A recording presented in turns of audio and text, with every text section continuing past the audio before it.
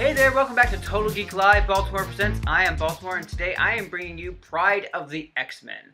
Yes, this is the pilot episode of an animated series called Pryde of the X-Men, which was supposed to be the brand new big X-Men adventure series that was supposed to come out in the late 80s.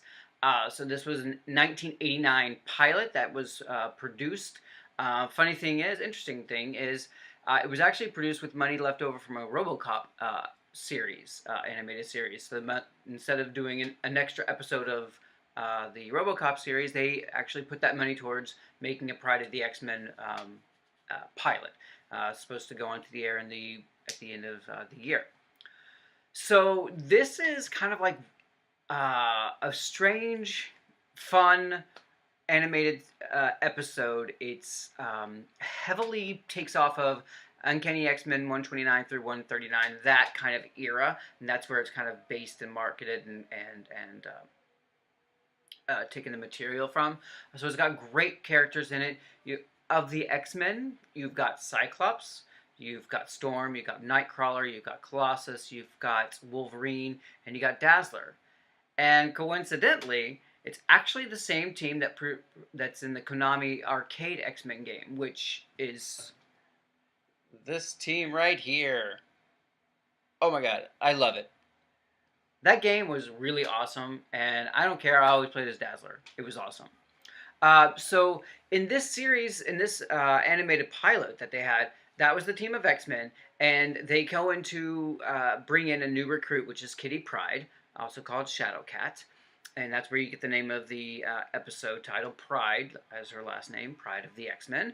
And, this basically takes all the material from her beginnings of being an X-Men. Another interesting note is Wolverine is actually voiced by an Australian voice actor. It's an Australian voice, and that's kind of like a weird kind of portending of Hugh Jackman in the real live-action X-Men. But it's kind of an interesting series. I thought that the production was actually pretty good for what it was at the time. It also feels like the lost episode. Like, you can't really find it. You have to kind of like go back and forth. They finally released a couple of versions of it, and I do love it. And you have the Brotherhood, which is the opposing forces, which is obviously Magneto and his Brotherhood. Of course, they aren't called Evil Mutants. I think they're called Brotherhood of Mutants. You have White Queen, which is interesting because she's never been part of the Brotherhood. You have Juggernaut, who's not technically a mutant, but is still part of it. You have Pyro and Blob and Toad. So that's kind of interesting teaming up of the bad guys into that grouping. And it's actually pretty cool. So the premise is the Brotherhood have broken Magneto out, who was on a military convoy.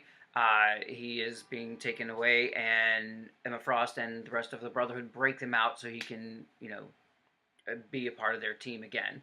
And they go back to Asteroid M, which is the Magneto's base in space. And he has decided that what he's going to do is going to capture the Scorpio comet and crash it into Earth for nefarious reasons. A little light on kind of like, what's he going to do afterwards? But, this is a comic cartoon after all, and, gotta have something.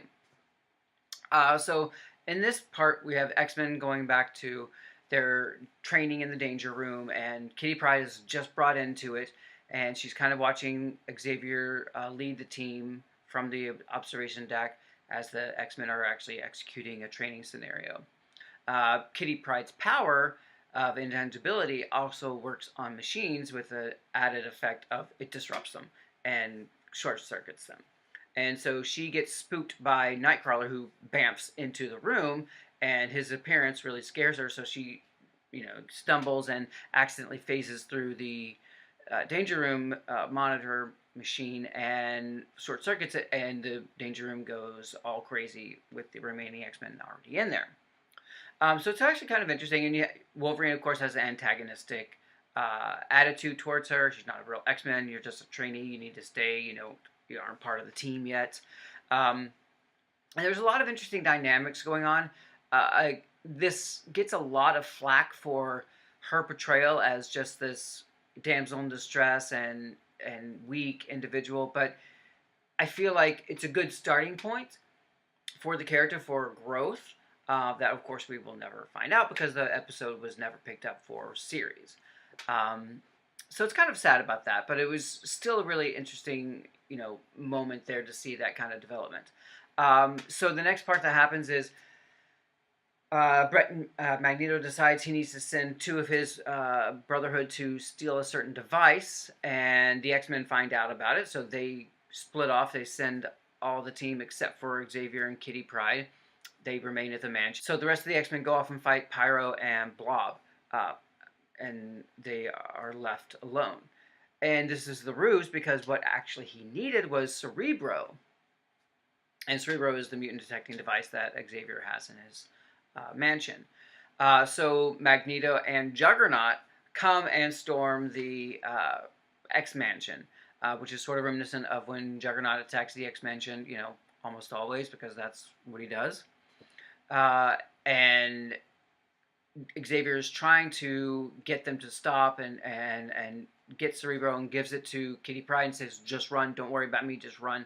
Of course, she tries to save him again, but Magneto actually takes the Cerebro device and what he wanted and left. And so the X-Men come back to the ruins of the mansion, and they decide that they're going to have to go to Asteroid M to stop Magneto. So then they kind of get together and they fly up to space in Asteroid M, and a fight ensues, and it's actually kind of nice little one-on-one sequences with the X-Men versus their counterparts in the Brotherhood, which I thought was actually pretty well done, story-wise and fight choreography-wise. And you get to see a chance, a taste of their powers and going up against each other, which was just nice. Then you have Nightcrawler and Kitty Pryde going towards Magneto, and they are able to stop him, and Kitty Pryde disrupts the device again, so the device doesn't capture the Scorpio comet to crash it into Earth. It actually just malfunctions, and Asteroid M starts to blow up. All the X-Men are going to be leaving. They try to leave, except for Nightcrawler, because he wasn't able to get out because he was trying to, save the day, basically.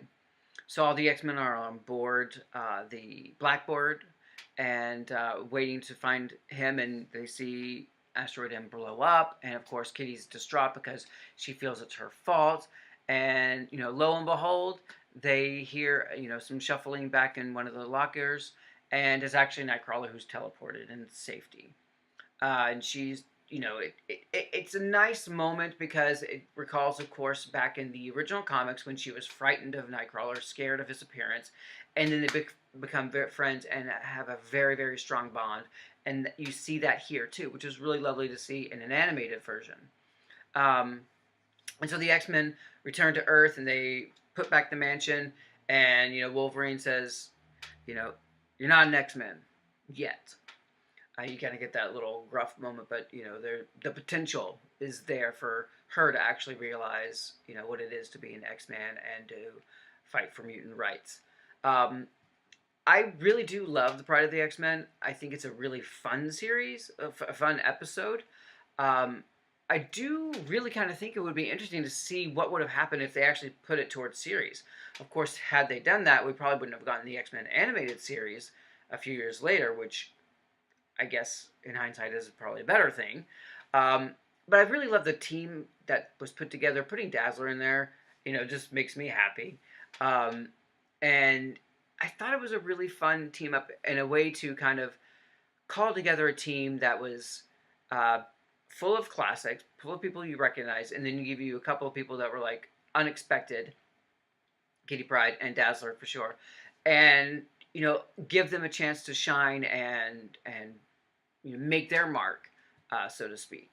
Like I said before, this team, X-Men team, was the basis for the Konami arcade game, the X-Men arcade game, that I spent way too much money on playing, the six character play machine. But it was so much fun, and that also makes it a little more fond to my heart to kind of have that. Oh yeah, it's part of the X-Men arcade game. This is kind of a riffing off of each other and kind of complementing each other, which I really, really do enjoy. It's gotten a lot of flack. You know, people were talking about some of the voice acting maybe not be as great, some of the animation being a little dodgy, but I do think it was really good for what it was. I mean, this is 1989. We've had really good animated stuff before, and of course since, but I do think it was really a good take on the X Men, a good take on what it meant. Um, you don't get a lot of information and backstory about why they're feared and hated, but I do think something that would be something that would kind of grow as the series continued if it had. So I'm not too bothered about that. I think if you just take it as a whole, just like a X-Men movie event episode, and take it like that and just enjoy it for what it is, I think you'll be fine and enjoy it and kind of marvel at what you get. It wouldn't. I don't think it quite holds up to today. This was the beginning, basically, of the X-Men animated, runs. There's four series. This being the first one, I thought it was a good place to start. It gave them a lot of stuff to work from um, and play with, which was a good. There was a lot of back and forth. You could really tell the camaraderie between the X Men, which was really nice, and the interesting dynamics with the Brotherhood was also kind of fun. And I thought they were kind of evenly matched up to the X Men, so there's definite people they could bounce off of and be foils for. Um, but I really do love this Pride of the X Men. I think it was really fun. But let me know what you think about this. This was back in 1989. So put your thoughts below. Tell me if you enjoyed Pride of the X Men. What was your favorite part? Who's your favorite character in it? Did you love Dazzler like I did, or was it more like Wolverine or Nightcrawler or Storm? Sound off below and like, click, and share. And I will see you soon with more. It's all geek to us.